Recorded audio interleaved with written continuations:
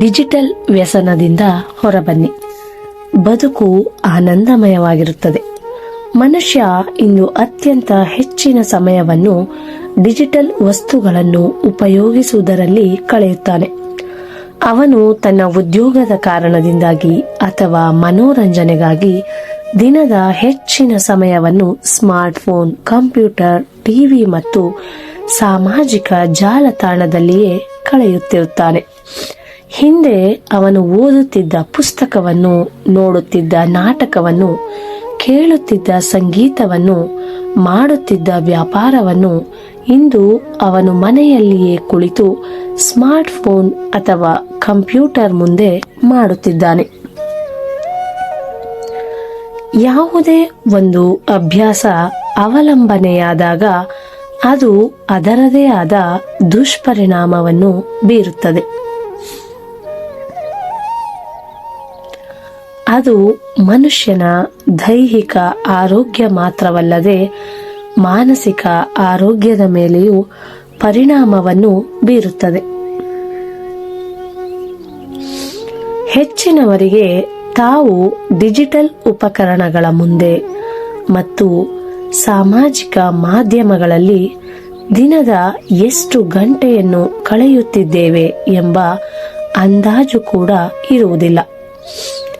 ಈ ಅವಲಂಬನೆ ಜಾಸ್ತಿಯಾಗಿ ದೈಹಿಕ ಮತ್ತು ಮಾನಸಿಕ ಕಾಯಿಲೆಗಳು ಕಾಣಿಸಿಕೊಂಡಾಗ ಅವರು ಈ ವಿಚಾರದ ಕಡೆಗೆ ಗಮನವನ್ನು ಹರಿಸುತ್ತಾರೆ.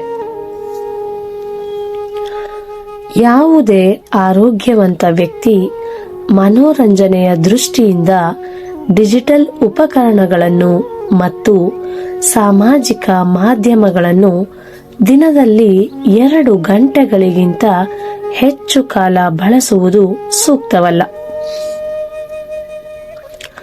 ಡಿಜಿಟಲ್ ಉಪಕರಣಗಳ ಮೇಲೆ ಅಗತ್ಯಕ್ಕಿಂತ ಹೆಚ್ಚು ಅವಲಂಬಿತವಾಗುವುದರಿಂದ ಮನುಷ್ಯನ ಜೀವನ ಕ್ರಮವನ್ನು ಅದು ಬಾಧಿಸುತ್ತದೆ. ಓಡಾಟ ಮತ್ತು ವ್ಯಾಯಾಮ ಕಡಿಮೆಯಾಗಿ ಬೊಜ್ಜು ಕಾಣಿಸಿಕೊಳ್ಳುತ್ತದೆ.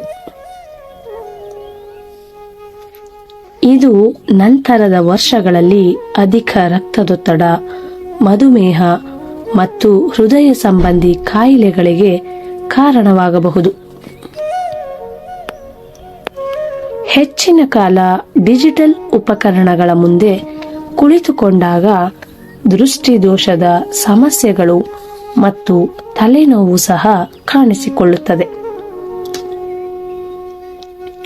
ಉದ್ಯೋಗದ ಕಾರಣದಿಂದ ಡಿಜಿಟಲ್ ಉಪಕರಣಗಳ ಮುಂದೆ ಹೆಚ್ಚಿನ ಕಾಲ ಕಳೆಯುವವರು ನಿಯಮಿತವಾಗಿ ವಿರಾಮವನ್ನು ತೆಗೆದುಕೊಂಡು ಕಣ್ಣಿನ ಸ್ನಾಯುಗಳಿಗೆ ಸಂಬಂಧಿಸಿದ ಕೆಲವೊಂದು ವ್ಯಾಯಾಮಗಳನ್ನು ಮಾಡಬೇಕು.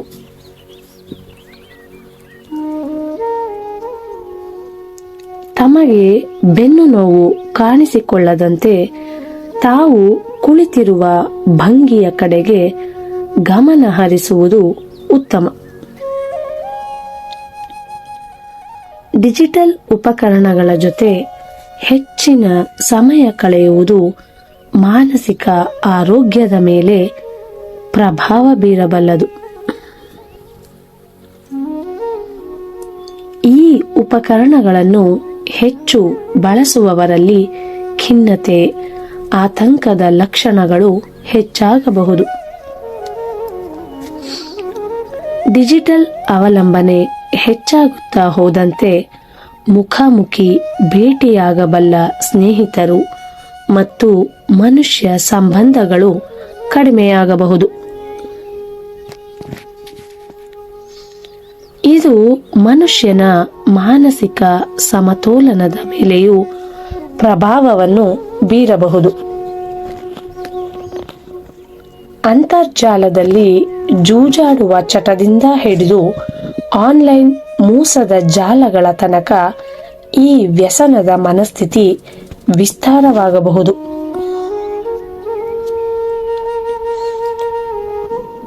ಯಾವುದೇ ಚಟಗಳಿಂದ ಮತ್ತು ಅತಿಯಾದ ಅವಲಂಬನೆಯಿಂದ ಹೊರಬರುವುದು ಸುಲಭವಲ್ಲ.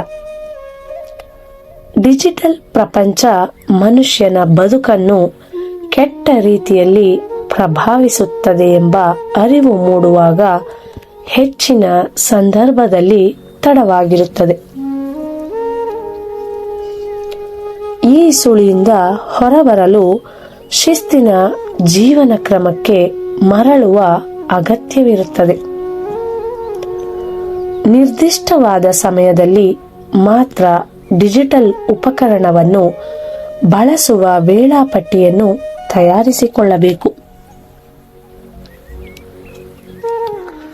ರಾತ್ರಿ ಮಲಗುವ 2 ಗಂಟೆಯ ಮೊದಲು ಅಥವಾ ನಿದ್ದೆಯಿಂದ ಎಚ್ಚರವಾದ ನಂತರ 2 ಗಂಟೆಗಳ ಕಾಲ ಎಲ್ಲ ಡಿಜಿಟಲ್ ಉಪಕರಣಗಳಿಂದ ಅಂತರ ಕಾಯ್ದುಕೊಳ್ಳುವುದು ಉತ್ತಮ.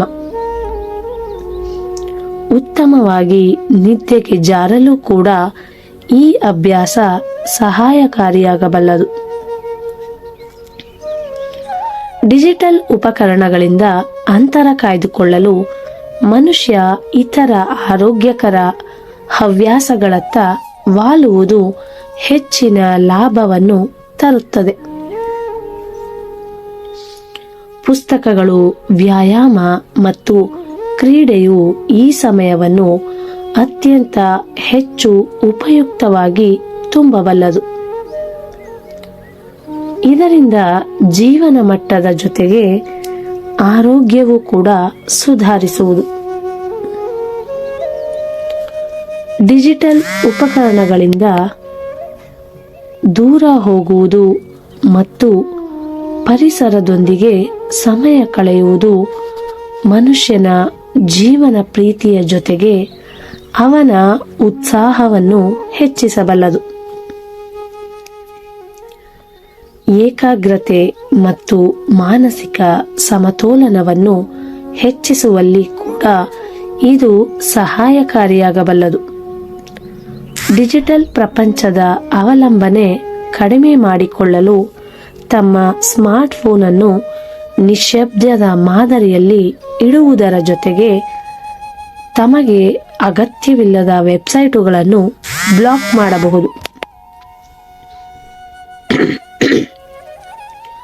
ಹಂತ ಹಂತವಾಗಿ ಅವಲಂಬನೆಯನ್ನು ಕಡಿಮೆ ಮಾಡುತ್ತಾ ಒಂದು ಅಗತ್ಯವಿರುವ ವಿಚಾರಗಳಿಗಷ್ಟೇ ಡಿಜಿಟಲ್ ಉಪಕರಣವನ್ನು ಬಳಸಬಹುದು. ತಮ್ಮ ಮಾನಸಿಕ ಶಕ್ತಿಯನ್ನು ಬಳಸಿ ಈ ಚಟದಿಂದ ಹೊರಬರಲು ಆಗದಿದ್ದವರು ಮನೋವೈದ್ಯರ ಮತ್ತು ಆಪ್ತ ಸಮಾಲೋಚಕರ ಸಹಾಯವನ್ನು ಪಡೆಯಬಹುದು. ಮಾದಕ ಪದಾರ್ಥ ಮತ್ತು ಮದ್ಯಪಾನದ ಚಟಗಳಿಂದ ಡಿಟಾಕ್ಸ್ ಆಗುವಂತೆ ಡಿಜಿಟಲ್ ಚಟಗಳಿಂದಲೂ ಡಿಟಾಕ್ಸ್ ಆಗುವುದರ ಅಗತ್ಯವಿದೆ. ಧನ್ಯವಾದಗಳು.